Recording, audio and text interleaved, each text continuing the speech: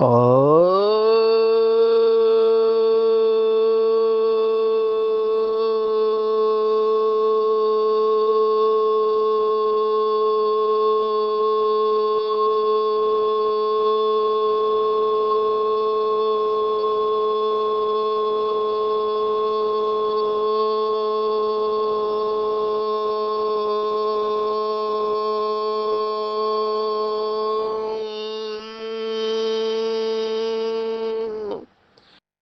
शांति।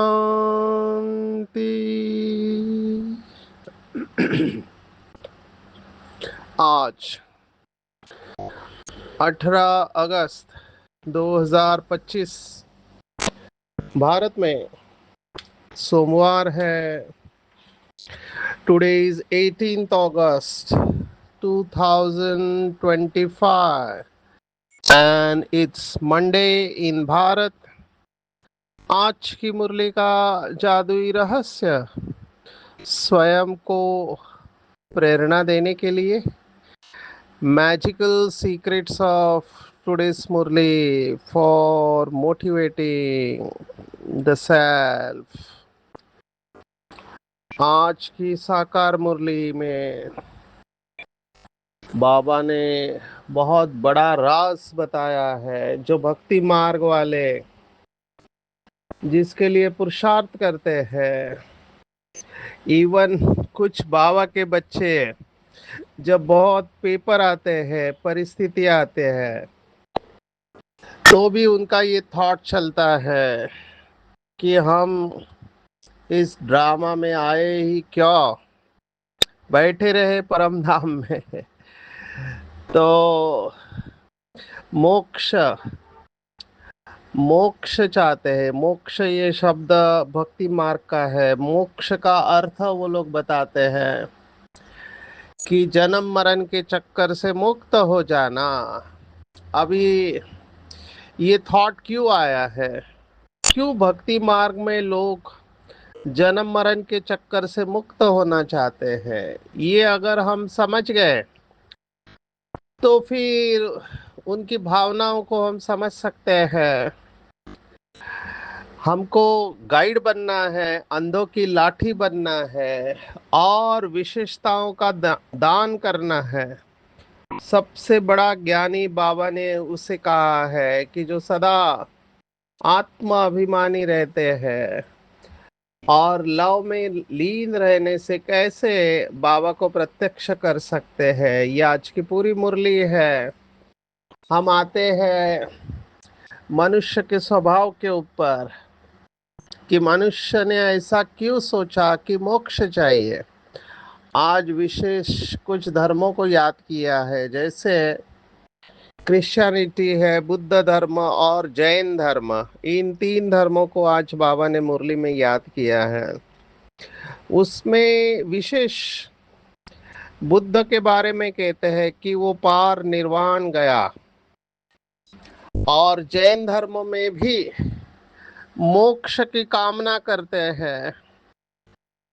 तो पहले तो हम ये समझने की कोशिश करेंगे कि मनुष्य क्यों मोक्ष चाहता है। अभी जिन्होंने भी ये थ्योरी दी हुई है, वो जब इस दुनिया में आते हैं तब उन्होंने केवल दुख ही देखा है। उनको सुख का पता ही नहीं है। या तो फिर सन्यासी जिन्होंने देखा कि सुख है लेकिन अल्पकाल का है, या जिसको वो कहते काग विष्ठा समान है। बहुत गंदी उपमा दी है, काग विष्ठा समान। तो ये सुख नहीं है, ये दुख ही है। दुख के बीज ही बो रहे हैं। तो यहाँ इस दुनिया में सुख हो नहीं सकता, क्योंकि वो जब आते हैं तो सृष्टि या तो रजो प्रधान है या तमो प्रधान है। तो उन्होंने केवल दुख ही देखा है। तो उनकी ये मान्यता बन गई कि इस दुनिया में सुख है ही नहीं, और इस दुनिया से निकलने में ही सच्चा सुख है। अभी ये हम समझ सकते हैं कि ये जो पवित्र आत्माएं धर्म स्थापक आए ऊपर से, तो वो पहला जन्म होने के कारण सतो प्रधान अवस्था में होंगे, और उनका ड्रामा में जो पार्ट है उस अनुसार उनको परम धाम की स्मृति बहुत स्पष्ट होती है कि वहां पे शांति है। अब ये दो चीजें हैं, शांति और सुख, जो हमको बाबा ने बताया है। परम धाम में शांति है तो हमेशा वहां पर रहेंगे, तो हमेशा शांति में रहेंगे। इसलिए छोड़ो सभी और परम धाम में जाने की तैयारी करो। जब से आए हैं उन्होंने यही बात सुनाई है, क्योंकि उनको शांति का अनुभव उधर ही हुआ है। और एक आम आदमी भी देखता है कि दुनिया में बहुत दुख है। इस समय तो कलयुग अपनी चरम सीमा पर है, जिसे हिंदी में कहते हैं घोर कलयुग है। तो घोर कलयुग है तो दुख ही दुख है। जो भगवत गीता का शब्द हमने बहुत बार देखा है, दुखालयम अशाश्वतम, दुखों का आलय है। संस्कृत में आलय घर को कहते हैं। यह दुखों का घर है। कलयुग माना हर घर में कलह है, झगड़ा है, दुख है। कितनी सारी बीमारियां इस समय है। आप अगर दुख देखना हो तो किसी टर्मिनल इलनेस वाले व्यक्ति को देखो, विशेष कैंसर के पेशेंट को आप देखो। क्योंकि हम जब वर्कशॉप लेते हैं तो कैंसर की इलाज करने वाले, स्पेशली एक एरिया होता है जिसको हम पैलिएटिव केयर कहते हैं, माना वो मरने वाली है, वो आत्मा शरीर छोड़ने वाली है, लास्ट स्टेज में है, उसकी जो सेवा करने वाले होते हैं, फिर वो डॉक्टर हो, नर्स हो, घर वाले हो, उनकी हालत आपको देखना चाहिए। हम इसको कहते हैं कि अंग्रेजी का शब्द है कंपैशन फटीग, माना दया करुणा दिखा दिखा कर ये लोग बीमार पड़ जाते हैं। इसी के ऊपर तो विहासा प्रोग्राम बना हुआ है, कंपैशन फटीग। माना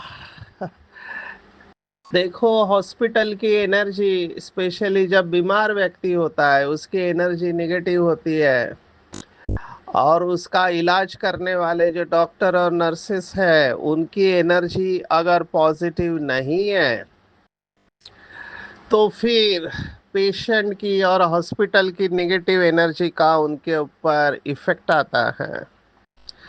और आप कितने भी अच्छे क्यों ना हो, अगर आपकी एनर्जी पॉजिटिव नहीं है तो आप बीमार पड़ सकते हैं। फिर शारीरिक मानसिक थकावट होती है जिसको हम बर्न आउट कहते हैं। तो इसी के ऊपर ये मेडिटेशन और विहासा प्रोग्राम, जिसके बारे में मैं बार बार कहता हूँ, ये काम करता है। हम उनको यही कहते हैं अंग्रेजी में कि you cannot pour from empty cup, खाली कप में से आप दूसरे का कप भर नहीं सकते। दूसरे का कप आपको भरना है तो आपका कप भरा हुआ होना चाहिए। और ये सभी के लिए लागू पड़ता है, स्पेशली जो हीलर्स हैं, जो दूसरों की मदद करते हैं, उनको ये देखना चाहिए कि उनकी आत्मा का कप सदैव भरा हुआ और ओवरफ्लो होना चाहिए। अगर वो नहीं है तो दूसरों की एनर्जी का आपके ऊपर इफेक्ट आएगा ही आएगा।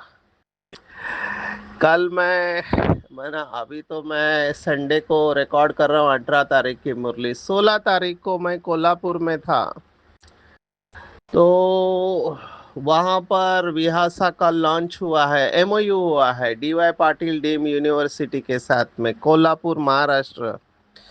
तो मैं जेआर माना जूनियर रेसिडेंट्स जो एमबीबीएस पास कर चुके हैं और अभी एमडी कर रहे हैं, उनके साथ बात कर रहा था। तो मैं देख रहा था कि कितना बर्नआउट उन लोगों में है। तो डेफिनेटली कंटिन्यूअस ड्यूटी रहती है, छुट्टी नहीं होती है। वैसे तो अभी नेशनल मेडिकल काउंसिल ने 8 घंटा ड्यूटी किया है, जो पहले 24 से 36 घंटे तक ड्यूटी होती है, सोचो आप। और इन्होंने कितना भी अच्छा काम किया हो, ये टीचर्स डॉक्टर सबके लिए लागू पड़ता है। आपने 100 पेशेंट को ठीक किया है, लेकिन एक पेशेंट को कुछ हो गया तो आपका वो 100 पेशेंट के ऊपर किया हुआ काम पूरा खत्म हो जाता है। लोग नेगेटिव मेमोरी को ज्यादा याद रखते हैं, जबकि आप भी एक इंसान हो। तो ऐसे बहुत सारे किस्से मैं सुनता हूँ कि थकावट जब होती है, टायर्ड एंड एग्जॉस्टेड, स्पेशली जब नींद पूरी नहीं हुई है और फिर भी आपको ड्यूटी करना पड़ रहा है, तो आपसे गलतियां होने के चांसेस बढ़ जाते हैं। बर्नआउट ये बीमारी के वजह से गलतियां बढ़ जाती है। अभी बर्नआउट ये बीमारी जो है, ये अभी मेडिकल टेक्स्ट बुक में भी आ चुकी है, पर ये सभी प्रोफेशनल्स में होती है। जब इसकी गहराई में गए तो मुझे पता चला सबसे ज़्यादा तो हॉस्पिटैलिटी इंडस्ट्री, मैंने हॉस्पिटल नहीं, ये जो होटल चलाते हैं उनके अंदर बर्नआउट बहुत होता है। उसके बाद मैन्युफैक्चरिंग, और तीसरे नंबर पर हेल्थ केयर है, मैंने डॉक्टर और नर्सेस। तो बर्नआउट ये बीमारी बहुत लोगों में है, और इसका कारण मैं वही कह रहा हूँ जो बाबा कह रहा है कि अंदर से आत्मा का कप खाली है। अभी अंदर से अगर आप खाली होंगे तो आप, नंबर वन, आप अपने कार्य क्षेत्र पर इफेक्टिव नहीं होंगे। अंग्रेजी के दो शब्द मैं सेशन में सुनाता हूँ, एक इफिशियंसी और इफेक्टिविटी। एफिशिएंसी माना आप कार्य करने के लिए तैयार है, आपके अंदर विशेषता है, लेकिन आप इफेक्टिव नहीं है, मतलब आप रिजल्ट नहीं दे रहे हैं। बर्नआउट में यही होता है। कितने सारे केस स्टडीज है हमारे सामने, मैं आपको ये सब यहाँ नहीं बता पा रहा हूँ, लेकिन मुझे ये आज की मुरली इसके साथ कनेक्टेड दिखाई दे रही है कि मनुष्य क्यों चाहता है कि इससे छूट जाओ। अभी कोल्हापुर की बात मैं सुना रहा हूँ। कोल्हापुर में बहुत अच्छी सेवा कर रहे हैं, फुल मार्क्स कोल्हापुर के बीके भाई बहनों के लिए। कोल्हापुर को तो अव्यक्त बाप दादा का वरदान दिया हुआ है कि कोल्हापुर सदा भरपूर। और क्यों नहीं, मैं जब भी जाता हूँ मैं वहां पे देखता हूँ किसी के पास टाइम नहीं है, सभी बिजी है, इतनी सेवा है, कंटिन्यूअस कुछ ना कुछ चलते ही रहता है। गीता पाठशालाएं भी ओवरफ्लो हो रही है वहां पे, बहुत अच्छी धरनी है। तो मैंने क्या देखा कि वहाँ एक गांव में गए थे, वहाँ पे दो आत्महत्या हुई। अभी ये आत्महत्या क्यों करते हैं 2 महीने के अंदर, कि देखते हैं कि इसको बहुत कर्जा था सिर के ऊपर, है ना, और ये बहुत दुखी था, इतना कर्जा तो चुकता नहीं कर सकते हैं, और आत्महत्या किया। वो मुक्त हो गया, उसका परिवार भी फ्री हो गया, कर्जे से मुक्त हो गया। तो दूसरा सोचता है ये मुक्त हो गया, मैं भी आत्महत्या करूं तो इसमें से मुक्त हो जाऊं। तो आत्महत्या लास्ट रिजॉर्ट इस्तेमाल करते हैं कई लोग, और वो सोचते हैं कि हम सुसाइड करेंगे। तो ये कांस्टेंट टेंशन जो है, कंटिन्यूअस लोग फोन कर रहे हैं, पैसा मांग रहे हैं और हम दे नहीं पा रहे हैं, तो इसमें से हम छूट जाएंगे। तो मनुष्य एक्सट्रीम स्टेप में ये कदम उठा लेता है। अंग्रेजी में कहा गया है कि suicide has become a permanent solution to a temporary problem. Problem temporary होता है और मनुष्य परमानेंट सॉल्यूशन ढूंढने की कोशिश करता है। मैंने पहले भी सुनाया, मैंगलोर, अभी ये दक्षिण भारत में है, कर्नाटक। मैंगलोर केरल से लग के है, बॉर्डर पे है, वहाँ पे प्रोग्राम थे। तो मैं कार से जा रहा था तो मैंने एक नदी के ऊपर जाली लगाया हुआ देखा। अभी नदी बहुत सुंदर है, बह रही है, मैंने कहा इतना अच्छा नदी है, जाली क्यों लगाया है। फिर कहा कि वहां पे एक व्यक्ति ने वहां से छलांग लगाई थी, आत्महत्या किया, और वो फेमस व्यक्ति थे, कर्नाटक के, भारत के फेमस थे। कैफे कॉफी डे नाम की एक चेन थी, चेन ऑफ होटल्स, उसके ओनर सिद्धार्थ। अभी तो वहां से छलांग लगाई तो दूसरे छलांग नहीं लगाए, इसलिए लगा दिया है जाले।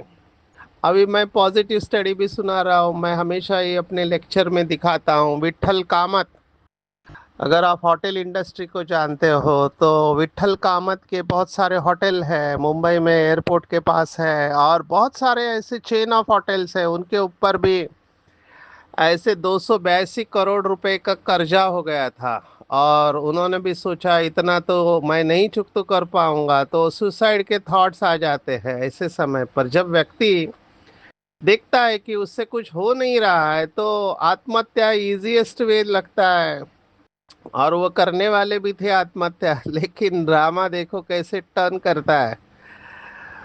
वो अपनी कंपनी में जा रहे थे तो उन्होंने देखा कि उनके बिल्डिंग पे एक व्यक्ति कलर निकाल रहा है, वो रस्सी के ऊपर बैठ के। तो उन्होंने सोचा अगर इसका बैलेंस गया तो ये नीचे गिर जाएगा और मर जाएगा, इसका सैलरी कितना होगा, 30-40 हजार, और ये उसके लिए अपनी जान खतरे में डाल रहा है, और मेरे ऊपर 282 करोड़ रुपए का कर्जा हो गया और मैं आत्महत्या करने जा रहा हूँ। उन्होंने उस कलर वाले से प्रेरणा ली और वापिस आए, सोचा मैं फाइट करूंगा, और फाइनेंशियल प्लानिंग किया और अपना पूरा कर्जा चुकता कर लिया। तो देखो एक ही सिचुएशन है जिसमें एक ने क्विट कर लिया और एक ने फाइनेंशियल प्लानिंग करके परिस्थिति का सामना किया। मैंने महाराष्ट्र में तो ये फार्मर्स के सुसाइड, मुझे पता नहीं बाकी राज्यों में कितने होते हैं, तो फार्मर सुसाइड कर लेते हैं। अभी आप सोचो, जो स्त्री है उसके बच्चे हैं, उसको परिवार चलाना है, पर मैंने ये सुना नहीं है कि फार्मर्स की वाइफ ने सुसाइड कर लिया करके। वो भले रोएगी चिल्लाएगी लेकिन वो अपने बच्चों को बड़ा करती है। तो ये सीखना चाहिए हमको कि किसी भी परिस्थिति में हार नहीं खाना चाहिए। डोंट क्विट हम कहते हैं, हार नहीं खाना चाहिए। कोई भी परिस्थिति जब आती है, या तो आप निखर जाते हो या बिखर जाते हो, इधर यू ब्रेक डाउन और यू ब्रेक द रिकॉर्ड्स। तो हमको हिम्मत नहीं हारना चाहिए। और ये जो बाबा ने कहा मोक्ष, मोक्ष हो नहीं सकता क्योंकि हम एक्टर्स हैं। एक्टर माना एक्ट करना, इतना जरूर हो सकता है। आज बाबा ने कहा, जब प्रश्न पूछा बाबा को कि बाबा ये मोक्ष की इतनी बात भक्ति मार्ग में करते हैं, क्या मोक्ष संभव है? तो भगवान वाच है, बाबा ने कहा मोक्ष नहीं हो सकता है, हाँ कुछ समय के लिए आप आना पड़ेगा। एक मुरली में कहा था एक जन्म तो लेना ही पड़ेगा। समझो ये 5,000 साल का ड्रामा है बाबा के ज्ञान के हिसाब से। तो भले वो आत्मा एक जन्म के लिए, मना अभी पीछे आएगी, मना 4,900 साल या 950 साल वो आत्मा परम धाम में बैठी रहेगी, केवल 50 साल के लिए वो नीचे आएगी और वापिस चली जाएगी। अभी ये मोक्ष के बहुत नजदीक है। माना 5,000 में से 4,950 ये आत्मा परम धाम में बैठी रहेगी, पर वो ड्रामा के चक्कर से छूट जाए ये संभव नहीं है। तो हम इसको कह सकते हैं कि नियर मोक्ष वाली आत्मा जब भगवान ही नहीं बच सकता है, भगवान भी कह रहा है, ये बहुत बड़ी बात है। भगवान कह रहा है कि मैं भी ड्रामा के बंधन में बंधा हुआ हूं, तो आत्माओं का क्या? तो मोक्ष किसी को मिल नहीं सकता है।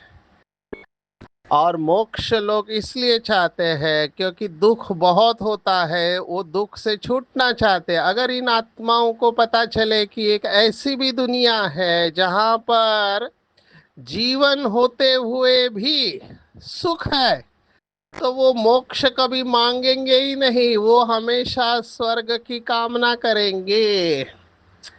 अभी मुझे बहुत वंडर लगा, आज बाबा ने कहा कि क्रिश्चियनिटी वाले भी, माना क्रिश्चियन धर्म वाले भी अगर चाहे, इवन इस्लाम धर्म वाले भी अगर चाहे तो स्वर्ग में आ नहीं सकते हैं। अब ये बहुत बड़ा स्टेटमेंट है, जबकि क्रिश्चियनिटी में परमात्मा को ही कहते गॉड फादर इन हेवन, और इस्लाम में तो हमने टेररिस्ट के मुख से सुना है कि वो जन्नत जाना चाहते हैं अपनी कुर्बानी देके। जो भी सुसाइड बॉम्बर्स है जो अपने को उड़ा देते हैं, फिदाइन उनको कहा गया है, जो फिदाइन सुसाइड बॉम्बर्स है वो धर्म के नाम पर अपने को उड़ा देते हैं, खत्म कर देते हैं और सोचते हैं कि जन्नत में हम पहुंच जाएंगे।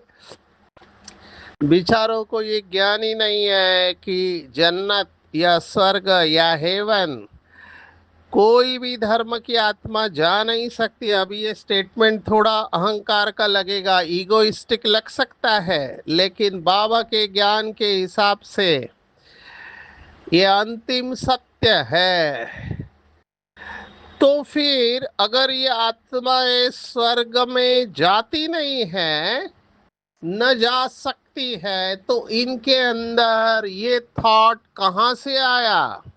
ये प्रश्न है। आप इसके ऊपर चिंतन करके बताएंगे कि जब ना इस्लाम धर्म की आत्माएं, ना क्रिश्चियन धर्म की आत्माएं, ये आत्माएं स्वर्ग में आ ही नहीं सकती, क्योंकि उनका पार्ट ही नहीं है। जब ये स्वर्ग में जा ही नहीं सकती है, ना गई है, तो फिर ये हेवन और जन्नत की कामनाएं इनके अंदर कहाँ से उत्पन्न हुई?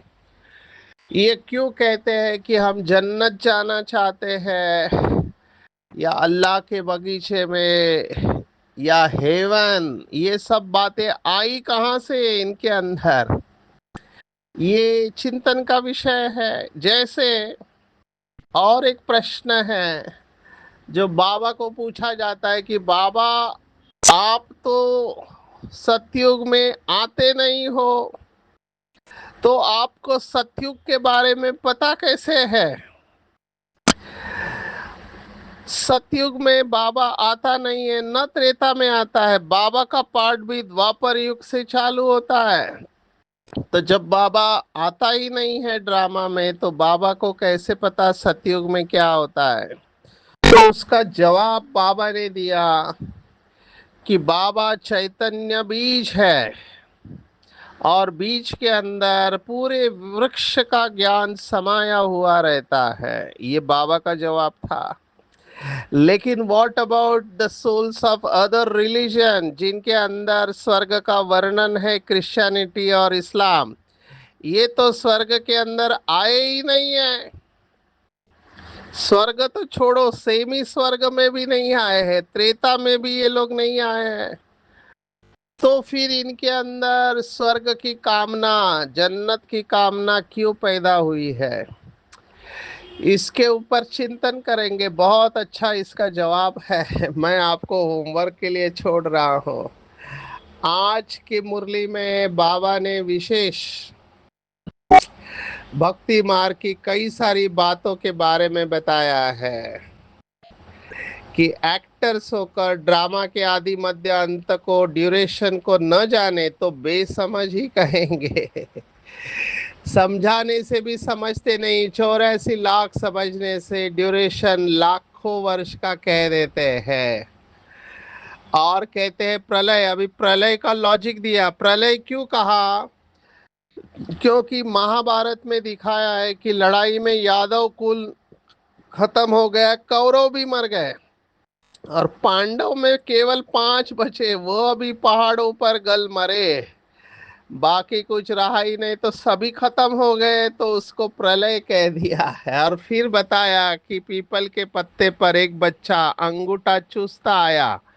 अभी इससे दुनिया कैसे पैदा होगी, भगवान प्रश्न कर रहा है। आज गरीबों को भी बाबा ने याद किया कि गरीब तो बेचारे गंद में, झोपड़ियों में पड़े हैं, अब इन झोपड़ियों को डिस्ट्रॉय करते रहते हैं, उनको दूसरी जगह दे, वह जमीन फिर बेचते रहते हैं, नहीं उठते तो जबरदस्ती उठाते हैं। गरीब दुखी बहुत है, जो सुखी है वह भी स्थायी सुखी नहीं है। अगर सुख होता तो क्यों कहते कि ये काग विष्ठा समान सुख है। तो न धनवान सुखी है न गरीब सुखी है। अभी मैं मुंबई में आया हूँ कोल्हापुर से, तो मैं देख रहा हूँ जहाँ मैं रुका हूँ, जमीन के अंदर से भी पानी आ रहा है, ऊपर से भी पानी आ रहा है। अभी सोने के भी प्रॉब्लम है क्योंकि गार्डन है, गार्डन में पानी घुस गया है। तो दुख ही दुख है वैसे देखा जाए तो। और झोपड़पट्टी में तो हम बड़े हुए हैं, तो हम जानते हैं झोपड़पट्टी का दुख क्या होता है। तो डेफिनेटली बाबा जो कहता है वो बातें समझ में आती है। गंगा के बारे में भी बाबा ने बहुत बड़ी बात कही है। गंगा में हरिद्वार का सारा कीचड़ा पड़ता है, कहाँ फिर वह कीचड़ा सारा खेती में ले जाते खाद के लिए। सतयुग में ऐसे काम होते नहीं, वहां तो अनाज ढेर के ढेर होता है, पैसे थोड़े ही खर्च करना पड़ता है। बाबा अनुभवी है ना, पहले कितना अनाज सस्ता था। सतयुग में बहुत थोड़े मनुष्य, हर चीज सस्ती रहती है। तो गंगा के बारे में भी आज बताया विशेष। लास्ट 1-2 मिनट माताओं के महत्व के ऊपर, आज माताओं की महिमा आई है। किसी ने मुझे पूछा माताएं और कुमारियों को अलग करना चाहिए क्या, तो जब बाबा माता कहते हैं तो उसमें कुमारियां इंक्लूडेड है। क्योंकि देखो मम्मा कुमारी थी, बड़ी दादी कुमारी थी, गुलजार दादी भी कुमारी थी, लेकिन ये विश्व की स्टेज पर पहुंच गए। डेफिनेटली माता को दुनिया का अनुभव ज्यादा होता है कंपेयर टू कुमारी, लेकिन कुमारी अपनी बुद्धि के आधार पर जगत माता बन सकती है। बाबा ने आज कहा माताएं सारे विश्व का उद्धार करती हो, तुम्हारे लिए जरूर नई दुनिया चाहिए। कलश इसलिए माताओं के ऊपर लिखा है, रखा है, क्योंकि मेल्स की बुद्धि धंधे तरफ होती है और माताओं को फुर्सत रहती है। तो माताओं द्वारा ही भारत का उद्धार होने वाला है। तुम नारियां ही भारत का उद्धार करती हो। बाप तुम माताओं को कितना ऊंच बनाते हैं। तो माताओं को नशा चढ़ जाना चाहिए कि भगवान हमारे लिए इस धरती पर आया है और हमारे सिर के ऊपर ज्ञान का कलश रखा हुआ है। वरदान अति विशेष है। देखो बाबा ने क्या कहा, ज्ञान दान तो सब करते हैं, लेकिन आप विशेष आत्माओं को अपनी विशेषताओं का दान करना है। देखो कितनी अच्छी बात बाबा ने की, विशेषताओं का दान। जो भी आपके सामने आए उसे आपसे बाप के स्नेह का अनुभव हो। कैसे? तो चेहरे से बाप का चित्र और चलन से बाप के चरित्र दिखाई दे। तो चेहरे से चित्र और चलन से चरित्र दिखाई दे, और आपकी विशेषताएं देखकर वह विशेष आत्मा बनने की प्रेरणा प्राप्त करे। माना हमको देखकर औरों को प्रेरणा आए कि मुझे भी इस आत्मा की तरह विश्व की स्टेज पर जाना चाहिए। ऐसे महादानी बनो तो आदि से अंत तक पूज्यपन में भी और पुजारीपन में भी महान बनेंगे। देखो बाबा ने राज बताया महान बनने का, कि विशेषताओं का दान करो।